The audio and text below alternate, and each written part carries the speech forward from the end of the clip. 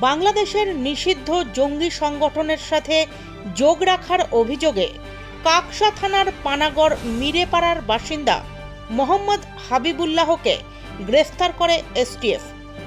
কাকসা থানার ম্যারাথন জিজ্ঞাসাবাদের পর তাকে গ্রেফতার করা হয় বলে জানানো হয় এসটিএফের পক্ষ থেকে।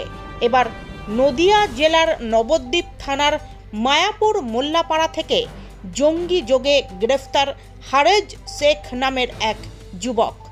মোহাম্মদ হাবিবুল্লাহ মানকর কলেজের কম্পিউটার সায়েন্স বিভাগের দ্বিতীয় বর্ষের ছাত্র।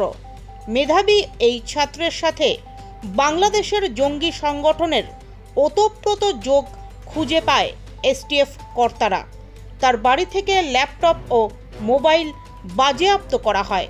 দুর্গাপুর মহকুমা আদালতে তাকে তোলা হলে এসটিএফ 14 দিনের হেফাজত পায় মোহাম্মদ হাবিবুল্লাহকে। এসটিএফ কর্তারা এরপর উত্তর 24 পরগনার গাইঘাটার আমডাঙ্গা এলাকা থেকে গ্রেফতার করল হারেজ শেখকে। তাকেও মঙ্গলবার দুর্গাপুর মহকুমা আদালতে তোলা হয়।